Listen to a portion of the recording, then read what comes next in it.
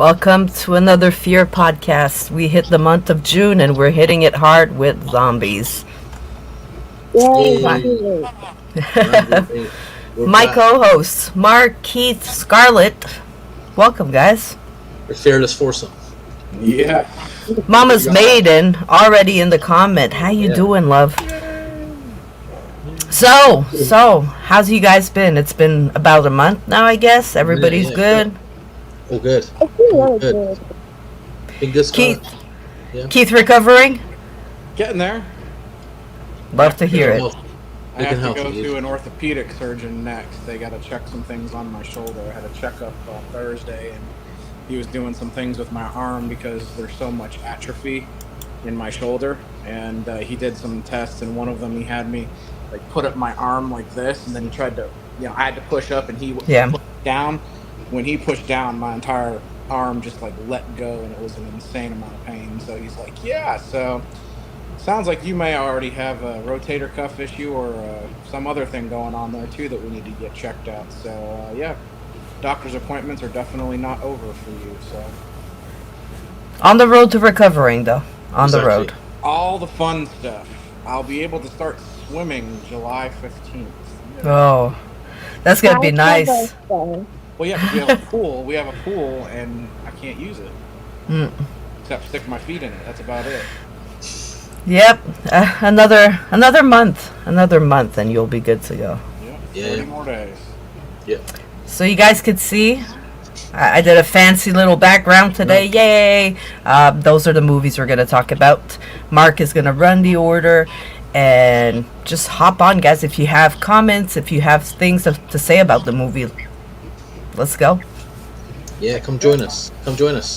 We're gonna be kicking things off with 28 Days Later. From there, we're going to move on to Shaun of the Dead, and then we'll have a little chat about Zombieland, and then we'll finish up the train to Busan. So a bit of terror, a bit of comedy, and then a bit of pulling at the heartstrings just to finish the night off. I know. It gets me every time, and I know it's coming, but it gets me every time. We'll talk about it later. Right. But all good. It's been a busy month over here this side of the pond, just getting stuff done. Been to see a couple of bands. I bought a bass guitar. Nice, you did it. I can't play it yet, but I bought one. So nice. I'm gonna start, but it's all good. Yeah, we're here for horror, obviously. So no, it's all good. No pool here, unfortunately, and even if I did, it's nowhere near warm enough. So okay, kicking things off. 28 Days Later, 2002. 2002. It's just crazy. Right. Written by Alex Garland, who also gave us Ex Machina, Annihilation, Sunshine. Guy writes good stuff. Do we have a trailer, Mel? I'm working on that right now. Awesome. Sunshine is one of my favorite all-time. Sunshine's such a good movie. Maybe we'll have to add that to our list. Basically, anything by Danny Boyle, I'm in. Yeah, for sure. So, obviously, as we were just saying, then directed by Danny Boyle, Shallow Grave, Trainspotting 1 and 2, The Beach, Slumdog Millionaire, Sunshine, the list goes on and on. The man's a genius. Starring Cillian Murphy, way before Peaky Blinders and Oppenheimer and Oscars. Very young. This was one of his Cillian earliest Murphy. films, wasn't it? Yeah, for sure. See, for a long time I thought he was in Shallow Grave, but he wasn't. I don't know if you've seen Shallow Grave, but I was sure he was in Shallow Grave, but he wasn't. I double checked. Naomi Harris, Brendan Gleeson, Christopher Eccleston, and a lot of other. Obviously, it's predominantly English cast. I think it's a full English cast. Shot over here on the streets of London and the surrounding boroughs. Made for about £8 million, so not massive money. Brought in 84 million in 2002, and it was a British zombie movie, so pretty good, to be fair. Oh, There's the trailer. here we go. I love this movie.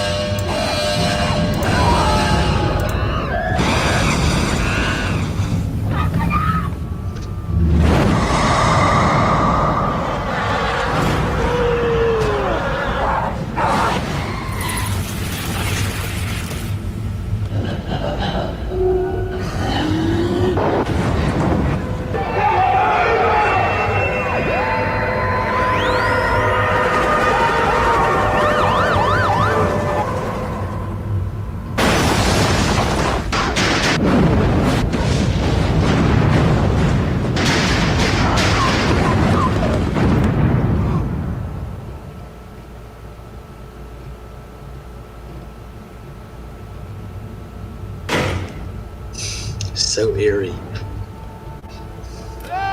Reminds me of The Walking Dead. Yeah.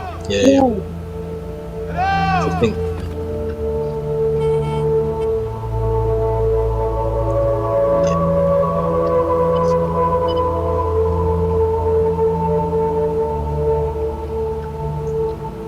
I absolutely adore the trailer because it doesn't give away. Tells you nothing. Tells you nothing and hooks you straight away. This is the way a trailer is supposed to be edited and cut. That's like all these new age trailers literally give you the plot line in the 2-minute video. I'm with you. You don't need to watch a movie if you've seen it in 2 minutes. Yeah. And that's something that happens all too often these days, unfortunately. But it tells you, like you say, it tells you nothing. And yet straight away you're like, I really, really want to see this. I was there opening night. I remember it well. Was being a big fan of Danny Boyle anyway. It was destined for opening night. It's a great movie.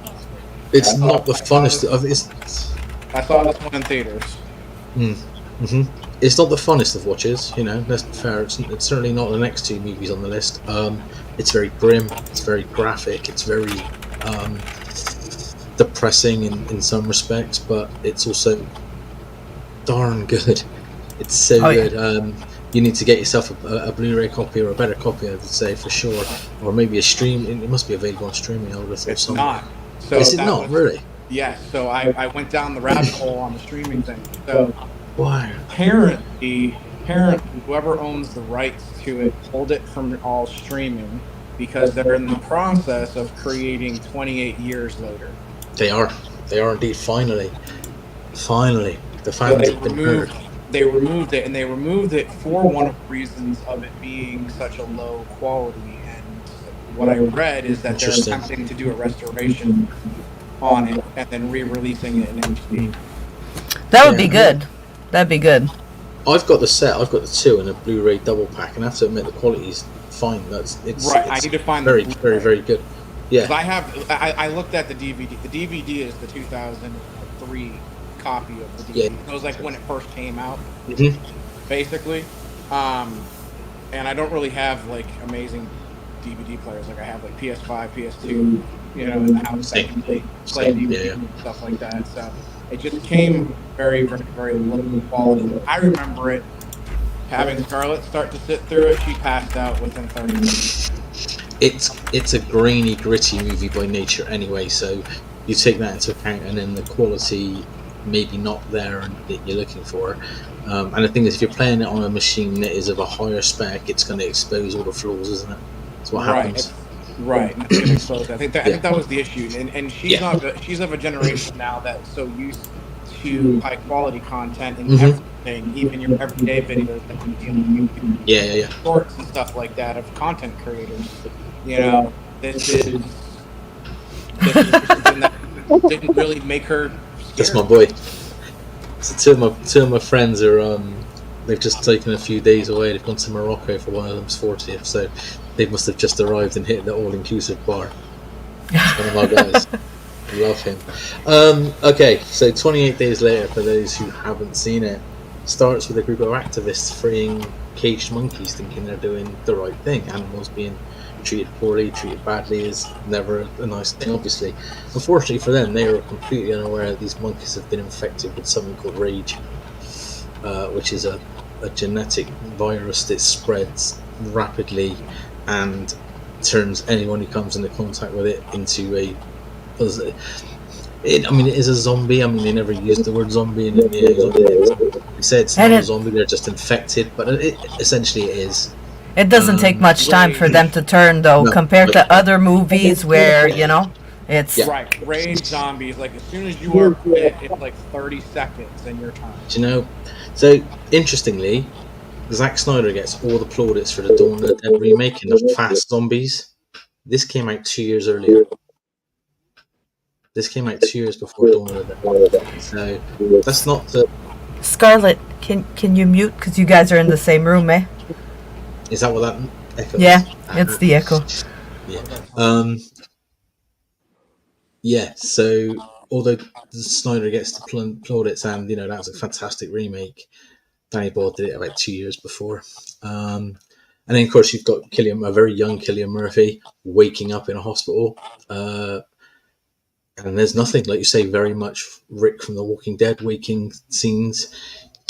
He comes around. There's nothing around the London. London is completely derelict, which I believe they had to film over several mini takes at sort of 6, 7 a.m. on a Sunday morning because there was no one there. And they were just trying to film whenever people weren't there, which in London it must have been crazy. No, exactly. So to this day, I can't believe they did it, but they did. And then he seeks out family, seeks out refugees, seeks out who he's looking for. He meets Selena and Marc, ironically, and they go on their way. And then they bump into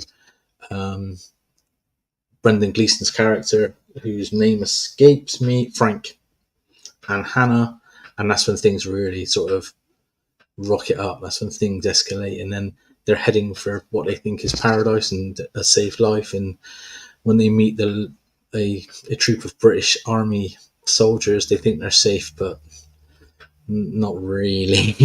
Without spoiling anything, because as usual, guys, we're going to spoil these movies up the wazoo tonight. So it doesn't quite work out for them as you would think.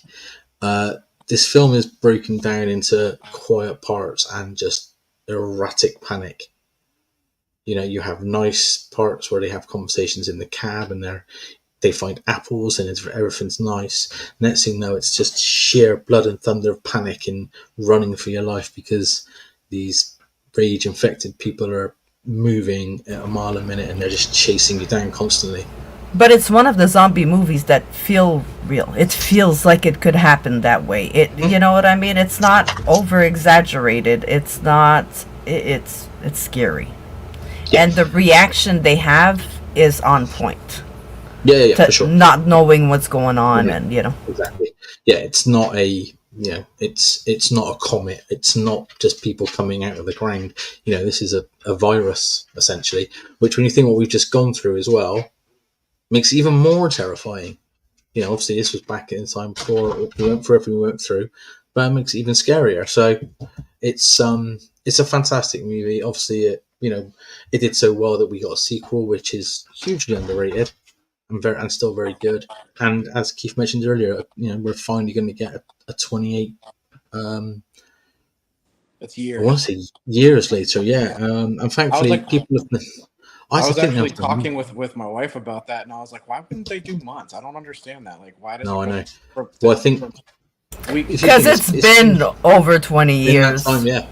And I think also if you're going to do it, one, you need Danny Boyle back on charge, and obviously, ideally, you want Cillian Murphy to come back. And the dude's a big deal now. I don't think he would have any problem doing it. It's just his schedule, I guess, and everything else. Because you could have just put anything together and sent it out and said, "Oh, this is part 3." Hostel 3 comes to mind. Yeah. So, but it's a fantastic movie, and if you haven't seen it, seek it out on Blu-ray for sure. If you want to see evil Doctor Who as well. Yes. Yeah, Christopher Eccleston. Yeah. Yeah. He's not a nice guy. No. He's far from a nice guy, to say the least. Favorite scenes? Do we have any favorite scenes? I've got a couple of it. Go ahead.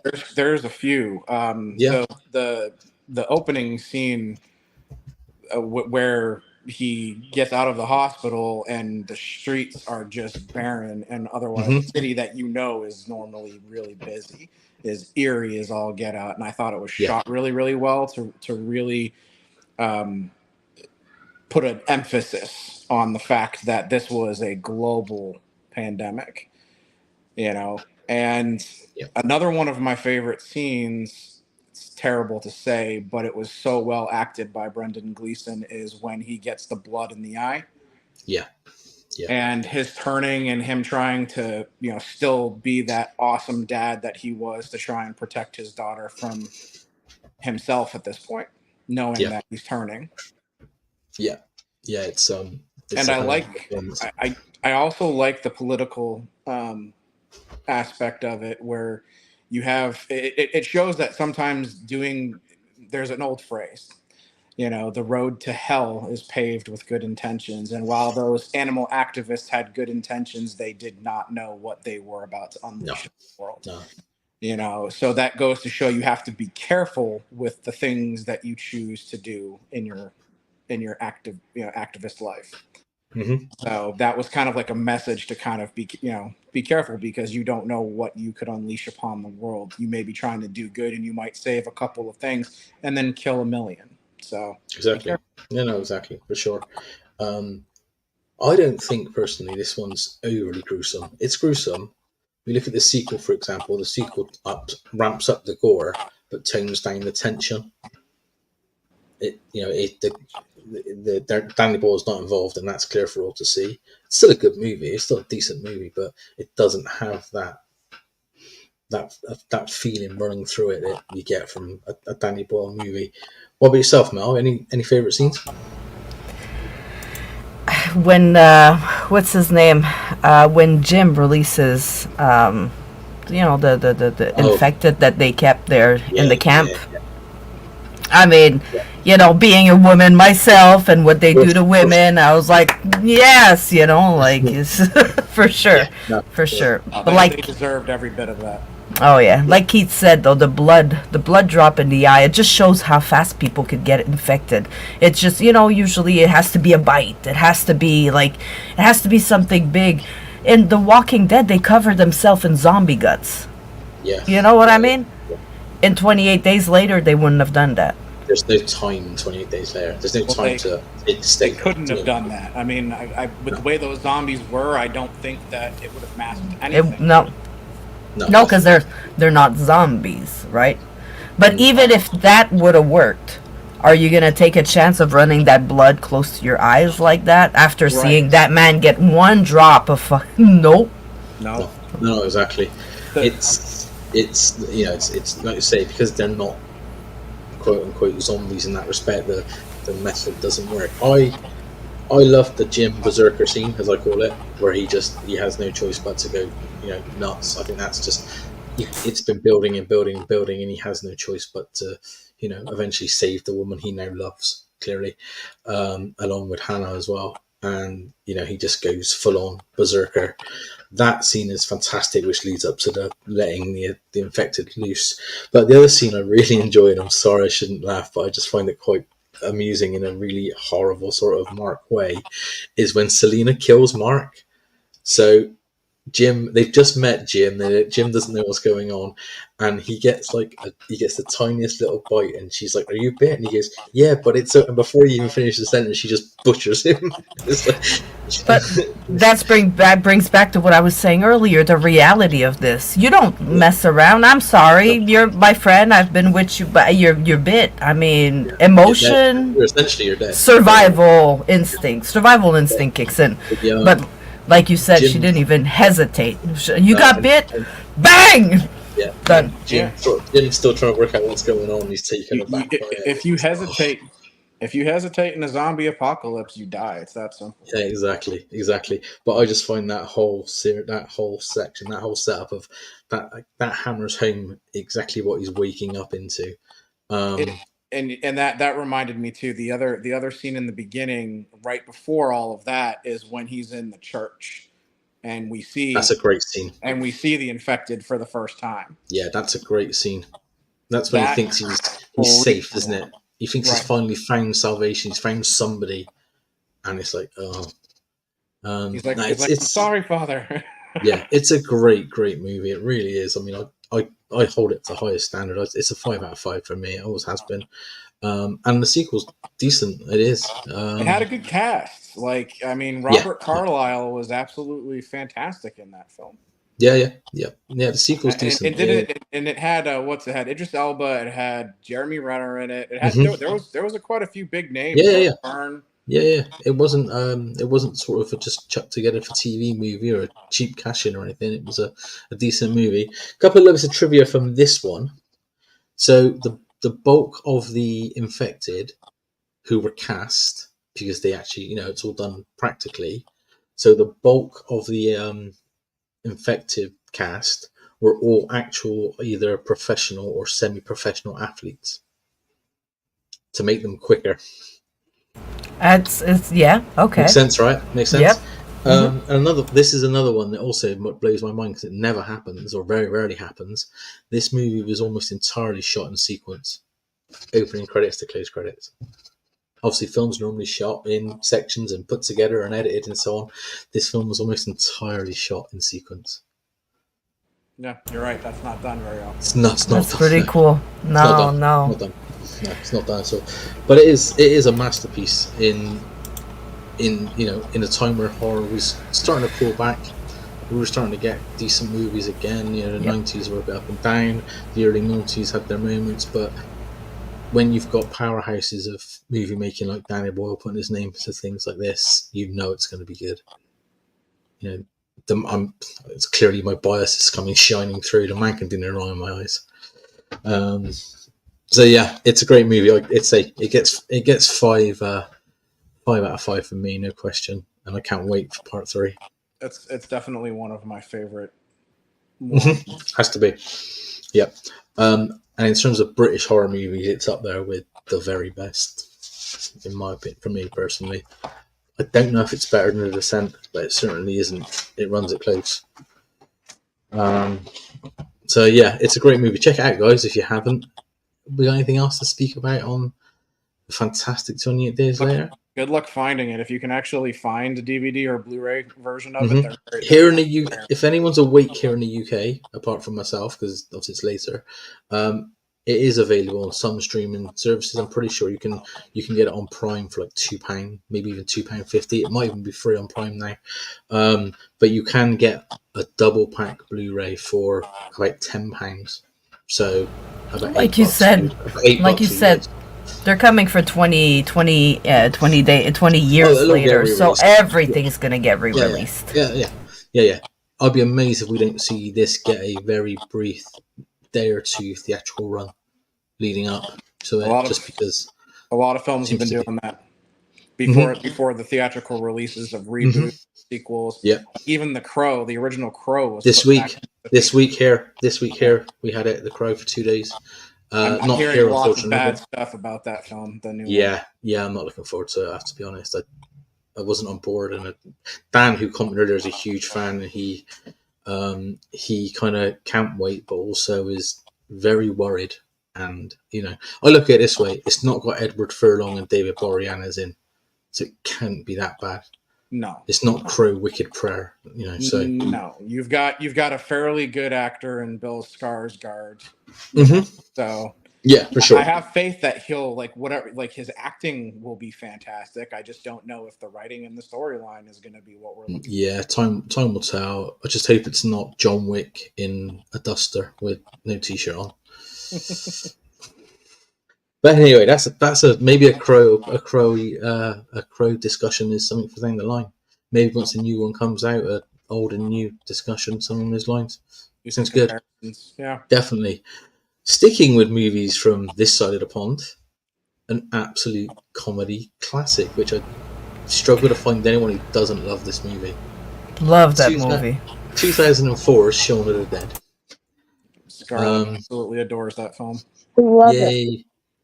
What's not to love, though? It's so good. It's so well done. It's so funny. Written by Simon Pegg and Edgar Wright. Oh, I'm going to be quiet while we watch the amazing trailer.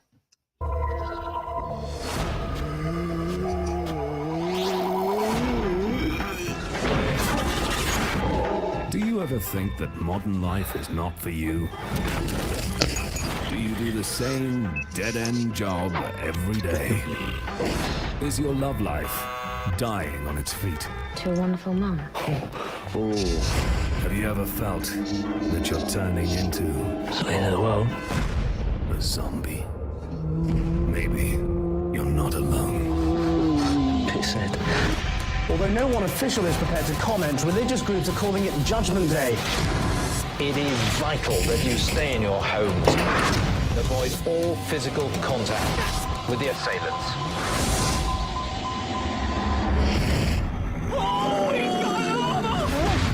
So, what's the plan? Bash him in the head, that seems to work out. Why have we got to go Lizzie's? Because I love her. Alright, gay.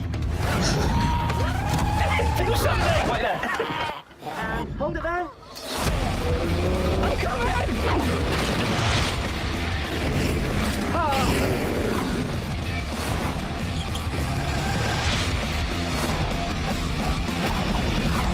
Here they come!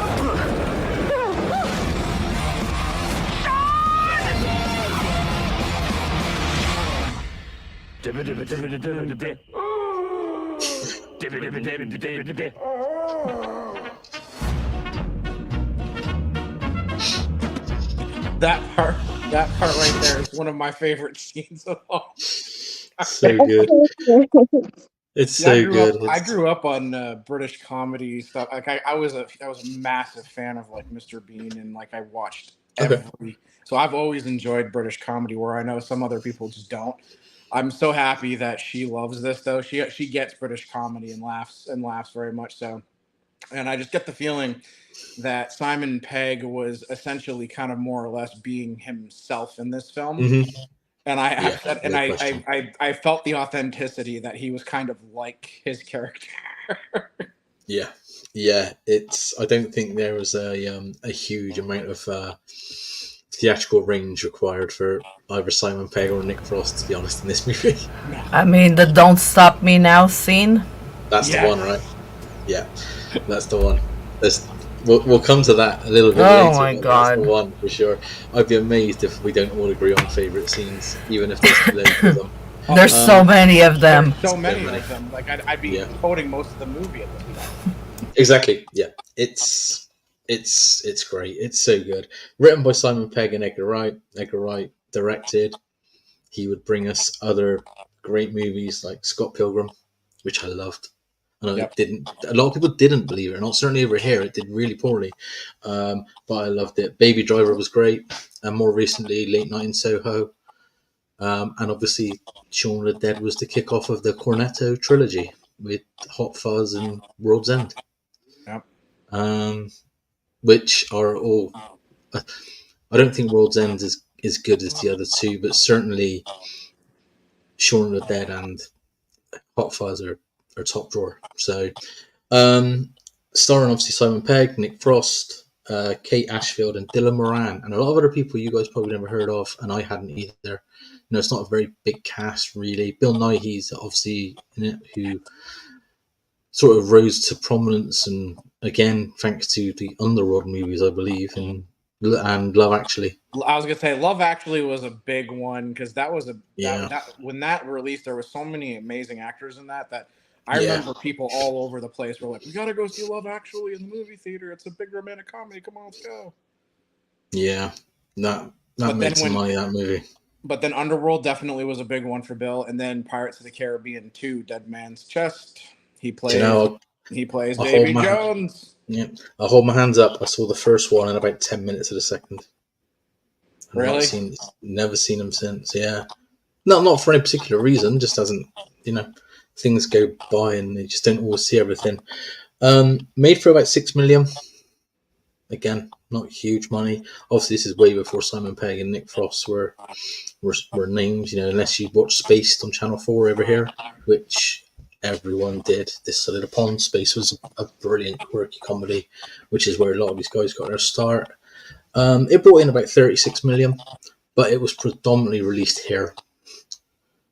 The original theatrical run was predominantly here, so 36 million against 6 in a country the size of England or the UK is decent. Yeah, it's not bad at all. It's a decent run. It's difficult to know what to say. Shaun of the Dead is iconic at this stage. Mm-hmm. So it's one of those where if you haven't seen it, you know what you're talking about. You only need to see you see that the iconic picture of him with a cricket bat, and you go to Shaun of the Dead. You may have never seen a shot of it, but you will know it. I mean, he's just your everyday, average, nerdy guy. Zombie apocalypse hits. Yeah, salesman, IT salesman. Lives in his friend's house from college, Pete, with his weed dealing friend. But he's so disconnected, though, because he doesn't see anything that's happening. For those of you that have never seen this film, which I find that hard to believe, but for those who haven't seen, the guy who plays their roommate, is Peter. Peter in real life, can't pronounce his last name, but he plays a character in Guardians of the Galaxy. He's the Denarian Nova Corps. Yeah, he is part of Nova Corps. Yeah, he's part of the Nova Corps, and develops that little relationship with Rocket in that movie. Yeah.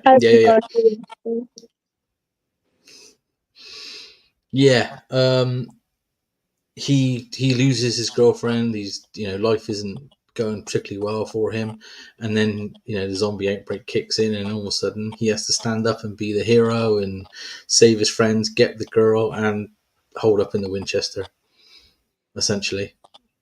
Now, I've never actually had a British person to actually ask these questions, so I'm going to do it right now. How accurate is that kind of like a depiction of everyday life? Yeah, it's very accurate. That's what I was No, it's in the sort of suburbs of the bigger cities like your London and Manchester and Liverpool and so on. It's quite common here in Bristol, which I live. Bristol's the 5th biggest city in the country, and there are roads with houses just like that, not far from my door. It's very, very on point. There's lots of little pubs and bars and whatever you want to pick. They have been there forever and a day. It looked very much like the Winchester. It's pretty spot on in that respect. Running down to the corner market in the morning. Yeah.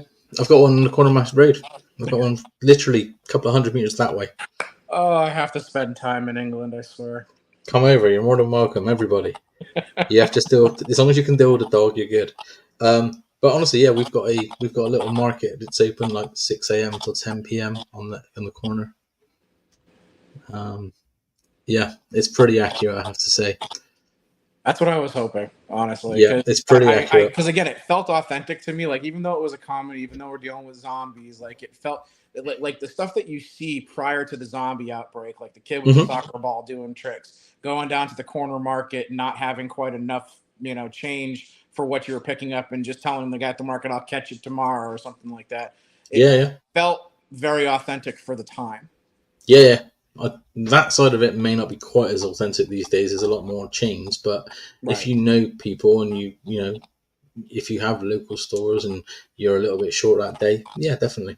It's England in comparison to the US and Canada is tiny. You can drive one end to the other in about 10 hours. Right. You're done. Yeah. Basically, England is the size of one of our states, and actually, in some cases, smaller than one. I'd say smaller. Yeah. Where you can fly from one state to another, if we could drive the length of the country in the same time. It's not big. It's not a big place. Not in comparison. Yes. So it is realistic. And people like Ed are also very realistic. You get a lot of people like Ed in the world. It's just a great movie, isn't it? It's just a good time. It's just a fun time. Is it scary? No. Is it? But it's not meant to be. There's no intention of it to be scary at any point. It's a full-on comedy. I think the scariest thing that happens is when he closes the mirror and the silhouette of Pete is there all of a sudden. I think that's literally the scariest scene in the entire movie. That gives you that little jump scare. It's a jump scare. It's not even it's not even anything. Oh God. But I adore this film. I watch this several times a year just for fun. Yeah. It's one of those, if it's on, you leave it on. Yeah. And it's on. If you're looking for a laugh, if you're in a bad mood and you need a pick-me-up, this is the movie you watch. Yeah. Okay, as there's going to be a lot of these, where are we talking in terms of favourite scenes? Because I'm sure there's a few. Interesting to see how many we match, how many we share. Let's see. The record throwing, where they start throwing the records and they're debating what they wanted to throw. Batman soundtrack. Yeah, that's my favourite scene. That's the first printing. That was the second album I ever bought. Put this on, so random. Fuck's sake. Okay, Diane, get them somewhere safe. David, kill the Queen. That's the best line in the film. Well, the fact that they kill the Queen. What? That's a jukebox, David. The fact that they did everything to the beat. Yeah.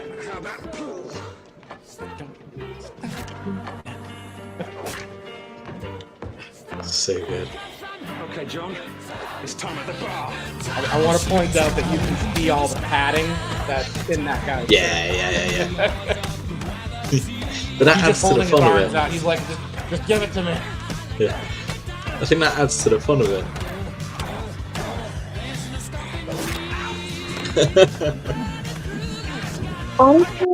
He tries to do a spinneroonie.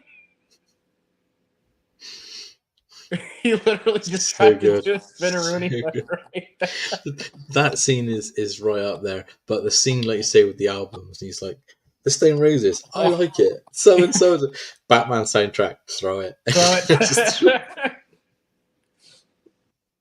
And then, yeah, and then the best bit as well. The other scene is one of the other scenes I love as well. Is when they first see the two zombies outside and they go back inside and they're like, "Are they still there?" He just opens the curtains. Yeah, they're still there. He closes the curtains. So it's fine. Just leave it. Just sit and play computer games. It'll be fine. I already mentioned at the end of the trailer, but the scene where they're drunk walking and they see the zombie in the street and they're like, Yeah, the white lines. Yeah, the white lines seems brilliant. The ending. When he goes to take the controller, he's like, don't bite me. Yeah, brilliant. The whole thing is just a masterpiece. Random questions, and this is a question that I probably get asked quite often. I'm guessing you guys have seen Hot Fuzz? No. No, okay, then it's a moot point, because the question is always, is Hot Fuzz better than Shaun of the Dead? Like, which of the two is the better movie? It's difficult. I think it's a toss of a coin for me.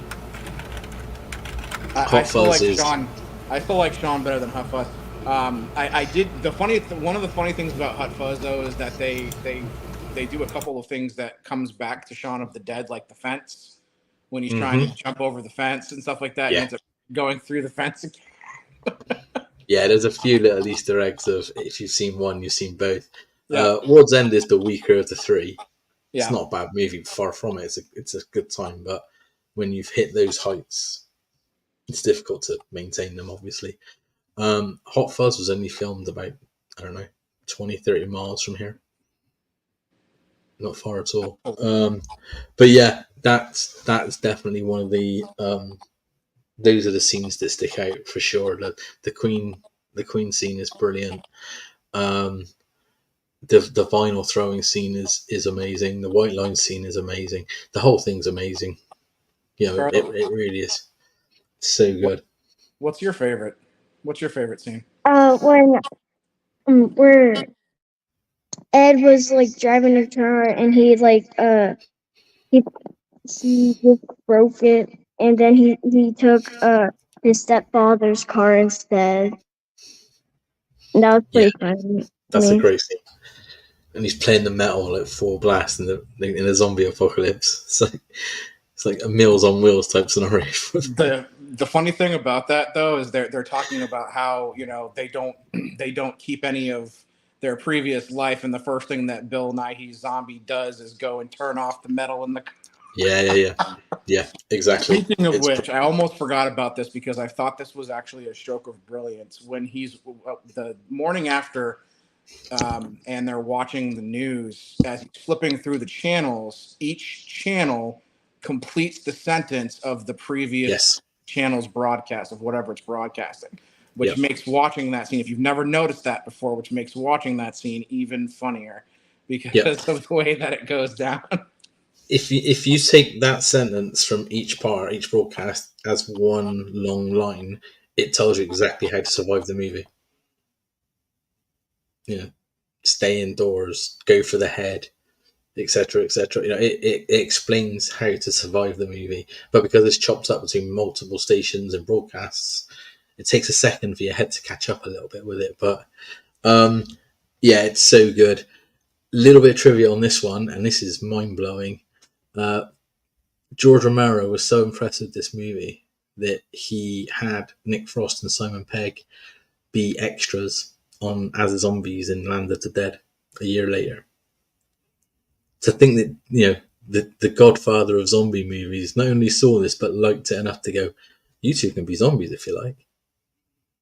Brilliant. It's pretty cool. That's cool, I right? never Cool, noticed yes. that. Are they wearing their Shaun of the Dead outfits in this? I don't know. I couldn't find out either way for sure. I couldn't get to find it, but In what movie did you say? Land of the Dead, 2003. So literally a year later. Yeah, it's got like John Leguizamo in it. and stuff 2005, like it that. might have been actually. And Yeah, it's not a great movie. It's not great, but like the Dennis Hopper way as well. that the zombies are done in that film were different. And Yeah. I liked that a lot. Like the execution of the zombies was really well done. The storyline that couples with what they did there is not that great. But No, I agree. The zombies themselves were really interesting.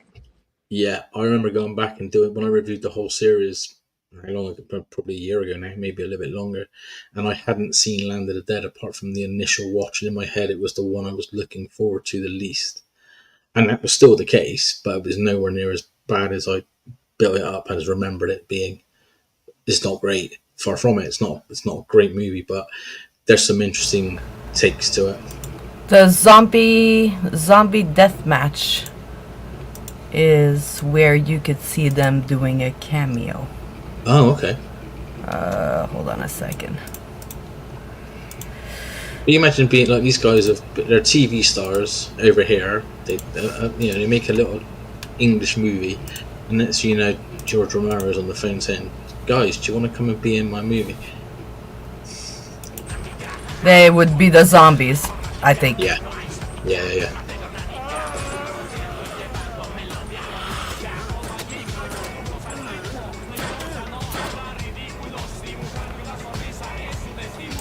So somewhere in that scene. Somewhere in this scene, yeah. Yeah, that's where they That's are. cool. Yeah, it's really cool. Yeah, it's another one, guys. If you haven't seen it, I'd be amazed. But if you haven't, then get to it. It's a great movie. It's a great time, and it's another 5 out of 5 for me. Yeah, even if you don't like horror movies, Shaun of the Dead is such a comedic masterpiece that you'll enjoy it, even though you don't like horror movies. I think the only way you wouldn't enjoy this is if you don't have that transition into British comedy. Like if you struggle with British comedy, you might go, "Well, I don't get it." But I think even then, it crosses a lot of borders. I mean, not really, because some British comedy I don't get, but that movie is just hilarious. It's just funny. The whole time is just I just couldn't stop. Yeah, it has me in rolls every single time I watch it. Sign of a good movie, certainly a comedy. If you laugh every time, you know it's a good one. Put it to you this way: my oldest son, Wyatt, who absolutely abhors anything horror, scares the crap out of him. Me and Scarlett just rewatched it earlier this afternoon, and he actually came in, sat down, and watched the whole thing with us, and it didn't bother him. No, it's zany, it's wacky, it's a full-on comedy just based around a horror premise. It's it's not. I wouldn't even call it a horror comedy. It's a comedy with a bit of a horror premise more than anything else. Yeah. But it's great. It's great. It's so good. Yeah, everyone loves Shaun. Wyatt was the only one who was scared of the guys of coming out of David. Oh yeah. Yeah. That was a little gruesome for him, so he had to step out there for a moment. There's probably the one scene, right, as well. I don't think there's anything else. where they like rip him up. I was gonna point out to him that you can clearly see that the actor who's playing David is crouching. Yeah. And that it's a fake torso, guys. Yeah. It's definitely. You can set, like you say, if you know what you're looking for, it's there. So, it's great. I don't know what else to say about it, to be honest, or anything else. It's a fantastic movie. Go watch it. When there's a zombie apocalypse, make sure you find your local pub. Yeah, get to the Winchester with a cricket bat. And just remember that the gun over the bar is actually a working gun. Now that I can't say would be true over here. Obviously, firearms are completely illegal in the UK, so I'd say it's unlikely. You never know. We're good here. Walk into a bar, I'm sure we can find a minimum of like 10. Oh yeah, Yep. yeah. Usually the bartender's probably got one under the shelf. I remember on a side. I remember when I was over there at one point doing some traveling around, and I lived there for a bit at one point, and I remember going into a bar just outside of Sedona, and it was just this little bar in the middle of nowhere, a little hotel attached. We were only there for one night, and I only remember it because there was this humongous guy at the bar, humongous, just huge, absolutely huge. And we're sat there, he ordered a drink, and he's like, "Oh, where are you from?" And we're talking, me and my wife were talking to the guy, and he just pulls out this cannon and puts it on the bar, like it was, nothing. And, it turns out he was a policeman or a sheriff or whatever the case may be, but just literal cannon. I was like, wow. Yeah, you don't get that here. Yeah. Yeah, it's like that here. Yeah, It's crazy. Yeah. I don't know. Okay, we're at the halfway point. Oh, good. Let's move on. Moving on. Another comedy. One that just came out of nowhere at the time, I think, to be fair. I don't remember seeing a huge amount of buzz for it, and then it was here, and it's amazing. Zombieland.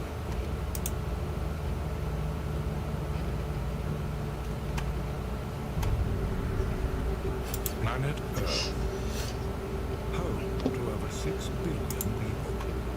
Today, our very existence is threatened by epidemics, climate change, and dwindling resources.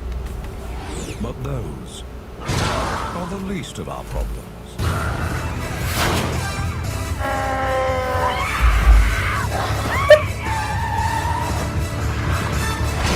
Welcome to Zombieland.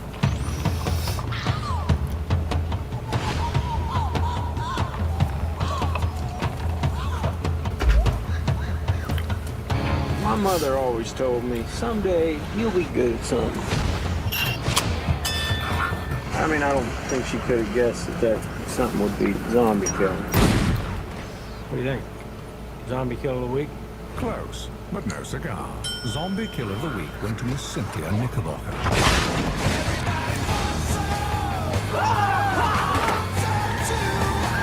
Gotta enjoy the little things. Fucking love this shit.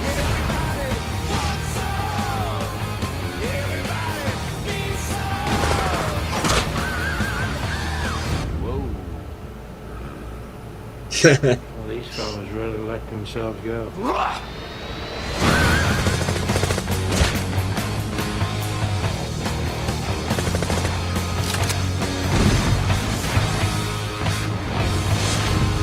Zombieland. You guys want some Puro? Yes. Yeah.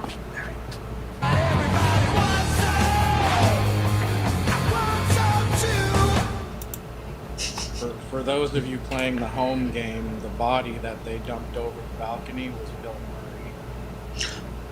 Spoilers. Yep. Murray. Yep. We're Also, to the podcast, I think. Oh yeah, we're well past. We also spoiled everything. wasn't it nice after everything we've seen Johnny Depp and Amber Heard, and then you start watching that movie again and you realize that Amber Heard is getting smacked with that toilet thing? I mean, Yep, she is 406 and she gets killed in the best way possible. yeah, I'm just gonna put this out there now. Amber Heard, worth it. Moving on. If you're not a fan of Amber Heard, you can still enjoy it. Sorry, look, I'm just being honest. Tallahassee is probably one of my favorite Woody Harrelson characters of all time. Yeah, for sure, no question. The thing is with Woody Harrelson, he can play himself, and that's more than enough. Yeah, it's brilliant. He's amazing. 2009. I didn't think it was that old. Yeah. I didn't realize it was that old. I was working for Blockbuster Video when that movie came. Oh wow. Wow. Those were the days, man. Picking up movies based on the boxes. No idea what you were taking home. These were the days. I got free rentals of new releases, so I knew what to tell customers when they came through the door. So I got to watch them a week before they hit the street. Sad times. Have You have y'all to be ever able to stop. watched Hunger Games? Sorry, what was that, Scarlett? I said, have y'all ever watched Hunger Games? Have we watched what? I don't know. Hunger No. Games. Hunger Games was that? Hunger Games with Hunger Woody Games. Harrelson and Jennifer Lawrence. I've not seen it, I'll be honest. No, I've not seen Yes. There's a character from that, the guy with the cowboy hat, that he's been in there. And it also has Emma Stone. Emma okay. Stone, yeah. it. Yeah, no, I've not seen it. Not sure why, actually, but I haven't. He's done everything, hasn't he, Woody Harrelson? He's been around forever. I mean, what hasn't he done at this point? He, And what wouldn't he do yeah. for a damn Twinkie? Yeah, well, go back as far as Cheers. Yeah, it's true. Yeah, 2009, which, as I say, shocked me. Written by a pair of guys by the name of Reese. Apologies if I'm mispronouncing that with my farmers-like twang. And Paul Wernick. They gave us Zombieland 2. They gave us the Deadpool movies. And they gave us Life. Ryan Reynolds and Jake Gyllenhaal and I don't know what else is in that movie actually. It's okay, it's like a bit of an Aliens rip-off. I don't know if you guys have seen it, it's alright. So yeah. Directed by Ruben Fleischer, who also directed Double Tap, and he also directed the Venom movies and the Uncharted movie that I couldn't finish. Just terrible, but there you go. Cast-wise, we're talking A-list, aren't we? I think it's safe to say at this point. Mel's had enough. She's like, be quiet. No, it's Jesse Eisenberg was good for the role of Columbus. He just tends to play the same character in everything. Yeah. There's not a lot of one side. He's very one-sided to his acting capabilities. Yeah, that one side doesn't include Lex Luthor. No, he was awful as Lex Luthor. Yeah, hugely miscast. But yeah, if you're looking for the quiet, shy, nerdy type, he's your guy. Yeah, or Mark Zuckerberg. Yeah, no, he did. Yeah, he did okay with the network, didn't he? Yeah, he did. Yeah. Granted, he had the wonderful, amazing Spider-Man as a counterpart in that film. This is true. Yeah, this is true. Which did make it much better, to be honest. Andrew Garfield. Yeah, entirely too good looking and not nerdy enough to be Spider-Man, but he did a good job. No, he did. He did fantastic, but he's just a well-rounded actor. Like if you've ever watched all the stuff that he does, he definitely becomes the characters that he portrays. Yeah, like for example, he Tick Tick Boom and on Netflix, which is kind of like a story about Jonathan Larson, the playwright who wrote the musical Rent. It's kind of the story of his early life before he died. Okay. And he plays Jonathan Larson in that film, and I thought it was absolutely brilliant. I love Andrew Garfield. He's fantastic. Yeah, he's good. He's very good. He was 30 when he played Peter Parker. Yep. Crazy. Yep. But there you go. That was where we were. And again, Zombieland was kind of early on in Emma Stone's career as well. Yeah, she was a relatively unknown. And Abigail Breslin's a kid. Yeah. This was like her transition period. This was where she was kind of moving away from the kid, becoming more of an adult. Yeah. She had been in so many like films, like Definitely Maybe, and where she played a much younger child in most of the Signs with Mel Gibson. That's right. She was in Signs, wasn't she? His daughter. Yep, in Signs. I forgot she was in Signs. It's been a minute since I've seen Signs, to be fair. Yep, as well as what was it? Was it Rory Culkin? Macaulay Culkin, Home Alone's little brother was in it as well. Okay. Macaulay Culkin's brother. Yeah, he was. Yeah. And then of course Joaquin Phoenix. Yeah, it's not a worst movie, to be fair. It's not bad. It's one of my favorite. It's one of my favorite M. Night Shyamalan's. Yeah, with you. I can understand why. It's decent enough. I think we may see Garfield again. Depending on what they do with the Venom stuff and the universe hopping, we may see another version of him. We'll see. I mean, I'm more in favor of it. It'd be great. We will see. Now, the one thing that sets Zombieland apart is the fact that it's kind of like an autobiographical, where Jesse Eisenberg is telling his point of view of surviving in Zombieland. And one of the funny things about this is he has created a set of rules, which we don't get to actually see them all. No. But we get to see some of the more funny ones. And the first one that he talks about is the number one rule is cardio. Yeah, brilliant. And Yes. and that one was funny. Yeah. The way they portrayed that one, he's like, "Yep, in Zombieland, the first ones to go are the fatties." It's up there for sure. It's they say we've got a set of rules that we don't see them all, but the cardio one's great. There's 53 rules in total that I can see. Yep, there's a lot. Seatbelts, beware of bathrooms. The Double tap. Double tap. Yep. Yeah. Double Seat tap, belts, travel light. Yep. I mean, everything. Don't be a hero. Yeah. Be a hero. Because he changes it. Yeah. he updates it. Yes. Yeah, he changes it, doesn't he? Ziploc bags. Ziploc bags. Yeah. And I love the fact that they just get outsmarted by the girls continually, and then eventually they have to work together. Yes. Genius. And, Tallahassee just can't deal with it. That's where I discovered Emma Stone, and my love for that actress. I mean, I love everything she does. I think she's amazing. Cardio. I every time I do the NYXUS podcast, I have a question. I ask the bands now, who would survive a zombie apocalypse? Who would be the first to go down? And a lot of people tell me because, I'm the fat guy in the group. I don't have cardio. And my answer to that is I would trip a bitch. Yeah. I'll trip you. I'm going to stay alive. I will trip you. There you go. No, see, Sam? Just trip somebody. Trip it. You'll be good. Thing is, you haven't got to outrun the zombies, you just got to outrun the guy in front of you. Hey, listen, it worked for Shane in Walking Dead. I mean, look what he did to Otis in season 2. True. Very true. Exactly. Mm-hmm. Bill Murray for the win, right?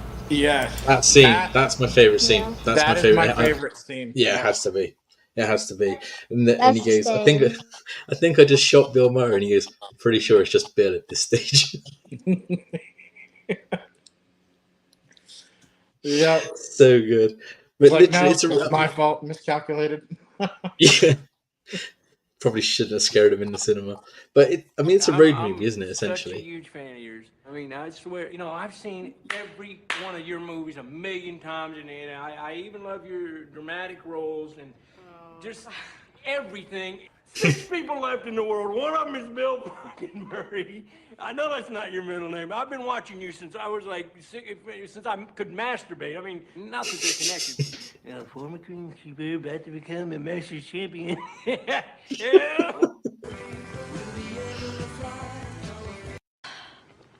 So Columbus. The funny thing is it seems like Woody Harrelson was legitimately geeking out getting to work. Yeah. It's about to be my favorite part.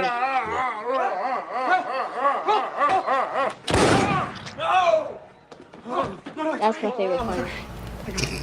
How he takes forever to die. I know. Yeah. Is that how you say hello? Where you coming from?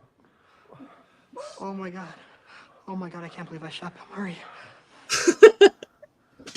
Mr. Murray. Bill, I think now. Bill. Yeah? I don't think we're gonna be able to stitch this. That's still tender. You think you might pull through? No. If it means anything now, I am so sorry. It's just instinctive. It's my bad. I was never a very good practical joker. I don't know why Bill Murray is so dramatic. Garfield, maybe? Any regrets, Garfield? Who wouldn't at this point? Yeah, it's true. Those movies, those are terrible. Come on.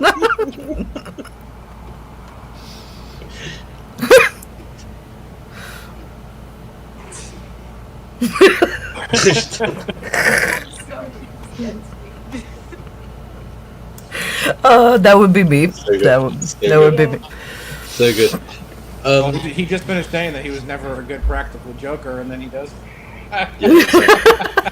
It's just the whole concept of how do you approach Bill Murray and go, we're going to make you dress up as a zombie and then you get shot, but you're still going to be Bill Murray.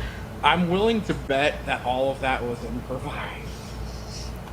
Yeah, I know, right? I'm willing to bet that was, and I'm willing to bet that Emma Stone couldn't contain her laughter, and that's why that happened in the first place. I would imagine the days they were on set with Bill Murray were like the greatest days of their lives. Cannot be. But yeah, it is essentially a road movie in its own way. You know, you've got Columbus looking for his family. He meets Tallahassee along the way, who's looking for Twinkies, because of course he is. And then they also meet the sisters, and then from there they travel. Eventually, they end up traveling together, and then you've got the finale at the fun fair, which is brilliant. But we always, everybody always talks about the four main, but what about that chick at one point that just appears, the blonde girl with her suitcase Yes. There? Yeah. Just appears out of nowhere. Randomly. That girl. Yeah, okay, that's weird. But then they just sort of dismiss her and carry on, don't they? It's almost she's all ditzy and stuff, and you can tell that he's tried to, oh shit, there's a girl, so maybe I can have it. No, poor kid. I love Zombie Kill of the Week. I think Zombie Kill of the Week is brilliant. They should do that like a 30-minute show every week. It'd be amazing. And it was brilliant. What was her name? Was it Sister? What was it? Little Rock? No. The Zombie Kill of the Week with the piano was her name. I don't remember. The old lady, I Sister remember. Mary? It might have been. I don't remember. Something like that, where she pulls the thing and drops the piano on the zombie. Yeah, brilliant. Zombie Kill of the Week. So good. It's made a lot of money. I don't think it's a massive surprise. Made for about $23 million. Brought in 102.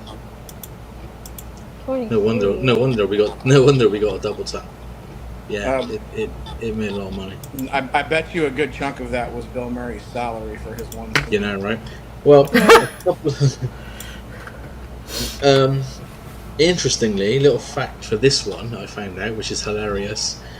Production was held up by 1 full day while making this movie because Woody Harrelson was arrested for possession of marijuana while during filming and spent a day in prison, or a day in the station, as it were. So production was held up for a full 24 hours, which is hilarious. Out of all the things, yeah, I'd love to know how the Bill Murray conversation came around. It's mind-boggling to think that was something that was predetermined. It was written in for him, or if it was written, they go, we'll ask him after. Who knows? But it makes the movie. It's already great, and then the Bill Murray element of it just takes it over another level. That was a nice surprise. It was definitely a nice. To see him walk in, it was like, oh, because he's not in the trailers. He's not, it's not a selling point. It's just like a bonus. Yeah, and a lot of movies when they do this, they make the mistake of having a name in the opening credits. It's not in the opening credits in this, so it would be like having Tom Cruise on the opening credits of Tropic Thunder. Listen, it's like me watching Bird Box because I think that God, I forgot her name now. Where are you going with this? When they say here, this actress is in the movie. Right. So I watched Bird Box because what's her name? She plays American Horror Story. She plays Sarah Paulson. I'm all excited. Sarah Paulson's in it. Well, spoilers. She died in the first 10 minutes. I was like, you're right. Yeah, I forgot about that. Fuck. I watched the movie for her, but let's just keep watching it for Sandra Bullock. I was waiting for one of you to say that you watched her 28 days later, rather than the one about her in rehab, rather than the zombie movie. Oh shit! That would have been hilarious. Right. Yeah. Another fun fact about Zombieland is that the inspiration for the director of the film was taken directly from Shaun of the Dead. Really? I didn't know Yes. that. I didn't find that. Ruben, I think it's Taste Fleischer has said that he was inspired to make this by Shaun of the Dead. Why? Holy That's cow. cool. Small Yeah, world. that is cool. Yeah. It's funny how it works. It kind of does lean to why the comedy element of it's a similar sort of comedy, isn't it? It's a similar sort of slapsticky way of filmmaking. It's got that sort of element to it. So I'm not massively surprised. I think the Bill Murray element is what takes it over the top. I think that's why I would say that the second one isn't quite as good. It's okay. It's all right. It's not terrible, but. So I just did a quick little research to know how Bill Murray ended up there. They were gonna give it to like a zombified dancing Patrick Swayze, like Sylvester Stallone. They had a few celebrities lined up, but the actor cast in the part that he dropped a week before, and Harrelson's the one that messaged Bill Murray, and it was like, and Bill Murray said yes. Sometimes these things just happen. That I'm wondering about, is that actually Bill Murray's actual house? That's a very good question. Probably not, but you never know. I bet he lives in something similar. I'm sure he does, but yeah, it's probably not. But it may be modelled on his house. You never know. It's possible. But yeah, I bet it's not far off somewhere like that he lives. Been very successful over the years. I don't think it was his house. I think it was filmed mostly around like Georgia and these parts. Yeah. Hollywood, Atlanta. They were there. Our audio cut out there for like 30 seconds. Okay. So yeah, Zombieland again. We're on a roll this week with great movies. A beautiful movie. Beautiful movie. I love it. Even better. A beautiful movie. Funnily, I just found another fun fact. So Emma Stone was originally cast as 406, the Amber Heard role. Was she really? Not crazy enough, huh? Yep. And then she ended up getting bumped up. Yeah. Good. Yeah, that movie would not be the same if it was Amber Heard. Can you imagine if Amber Heard was Wichita? No. Nope. Mm-mm. No, it wouldn't work. These things tend to work out when they're meant to. You look at a lot of these movies that people have been cast for, and very rarely does it not work out for the better. That they've gone the way they've gone. I mean, Will Smith was supposed to be in The Matrix. Can you imagine? Well, his wife ended up being in it. True. Yeah, true. Yes, Zombieland rules. That's it for the comedy. Now for the tears. Mel, do you want to talk about this one, Mel? So I'd be quiet, or do you want me to carry on? Or are you going to be able to cope? I don't want you tearing up. Huh? I don't want you tearing. Do you want to talk? Are you going to be okay? I'm going to be okay. That movie just wrecks me. It just, every time. And every time, like, let's watch it. And I get to that one scene, and I'm like, God, I'm not going to cry. And then there it is, fucking crying like a baby. Yeah. I don't cry from horror movies. When you're a little bit older and maybe you have kids, that scene might get to you. Yeah, it's true. I don't have kids or a very wide emotional range, and I still felt a little bit upset. Yeah. There you go. Train to Busan. Maybe. Yeah, maybe. Some people don't. Yeah. Train to Busan. What a movie. 2016. We're catching up. 2016. This is where I butcher lots of people's names. So apologies across the board. A year after when I was born. Jeez. Now we all feel really old. Thanks, Scarlett. Thank you so much for that. Ugh. So that's thrown me off of my my rhythm completely. Okay, let's try it again. You Train to gotcha. Busan. Yeah, I know, right? I don't know how old I was in 2016, but I'd been here a while. I don't blame I think I'm the oldest here, though, Did right? they get you there, Dad?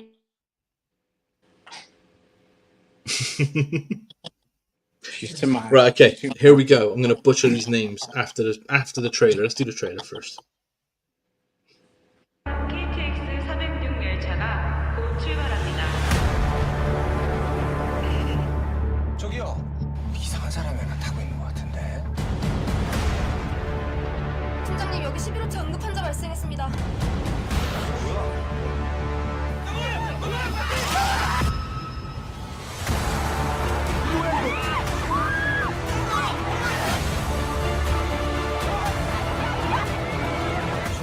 꼼짝으로 잠깐 있어.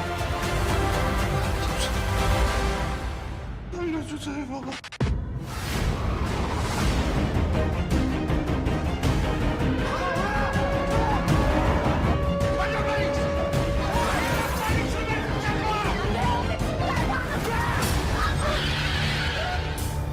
아직까지 남의 안은 열려 있다니까. 우리 그냥 이것들 달고 부산으로 갑시다. 바로. 시티 몇 호칸?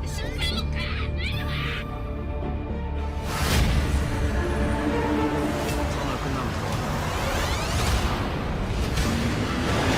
당신은 지금 무슨 일이 벌어지고 있는지 몰라?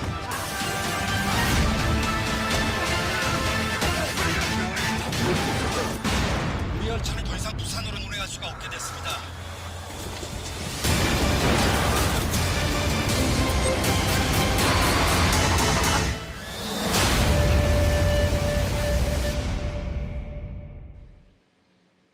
boom.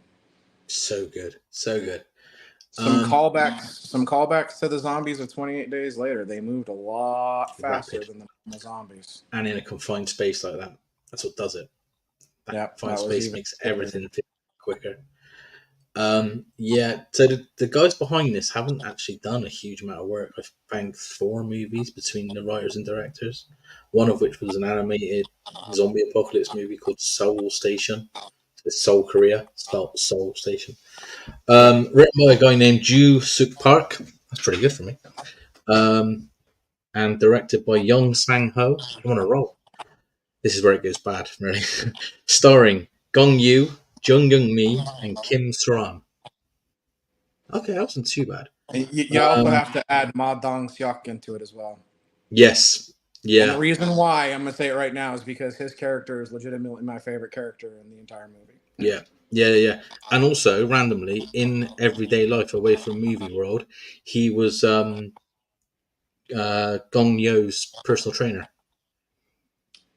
Interesting. Made for 10 million yen, which works out to about $63,000. And it is that level of good. Yeah, and it brought back 92 million. It is Oh, yeah. the sixth. It is the 6th highest grossing movie in South Korean history. Wow. That makes complete and utter sense. Lunacy. It just goes to show No, it can be done. that's absolutely fantastic. That means that they're using modern day technology at a fraction of the cost that we use it at. Yeah. No wonder At we're the getting trained very- to New York. At the very beginning, they're like acting like deers and dogs when they attack the person. Yeah. They're very much like they're like hunting dogs. You're right. The way they approach and sort of leap onto people and the speed and stuff. It's very much animalistic. Yeah. In a nutshell, a zombie outbreak hits and Busan appears to be a station that's still open, which means there could be some freedom. So they keep on the train and keep going, but at the same time, people are getting infected. And within this, you've got the story of a successful businessman and his young daughter, whose relationship is somewhat strained, I think it's probably safe to say. Yeah. That changes dramatically over the course of the movie to... Living with her dad. Mom is in Busan. Correct. Yep. And he is taking her. Originally, he wasn't going to take her, but he decided to take her for her birthday to see her mother. Yeah. It's difficult to. Sorry. Go on. I was going to say, I love this film. I know I've watched it so many times. The couple there, which is she's pregnant. This guy is like strong, man. Like, it's pretty cool how he was able to stand up and to these zombies where nobody else could do. I mean, he was being a pugilist with them. He was fist fighting. He's a big dude. He's a big guy. He's a big dude for sure. He's a big Korean. I've not seen too many Koreans as big as this guy. Not gonna lie, he's a big guy. But the entire premise, they're stuck on the bus, and there's one person that gets onto the bus that's infected, and then, as you can imagine, it just starts to spiral out of control from there on out. The scene where the baseball team starts to get infected, that was insane. That's my scene. That's my favorite scene in the movie. If you can have a quote unquote favorite scene, but I just admire the artistry of it. The artistry of how it's put together, how it's portrayed on the screen is just incredible.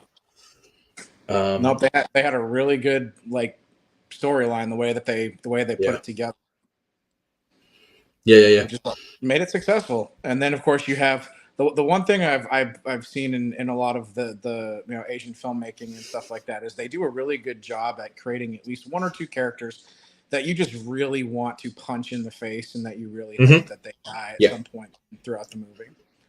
And that older business guy is that person for me. Like, he was just such an ass throughout the entire film. Well, that's one of the key messages within the movie, isn't it? Is that when you're surrounded by all the undead and all the monsters, actually the scariest thing is the way that the people turn on each other. Yeah. That's the underlying key to the story in the movie itself. It's frantic. It goes by in a hiccup. I don't even know what the runtime is. It could be 2 hours, or it could be longer for all I know. I haven't got it to hand, but it goes so quick. It starts. There you go, so close to 2, but it runs at a fever pitch. And it's the kind of movie that it's subtitles. But at one point, I'm not even reading the subtitles anymore. You get the story, you get where they're going, and then the action, the acting is just on point to tell you where the story was going. Oh, the stuff that South Korea has been coming out with these last, 7 to 10 years now.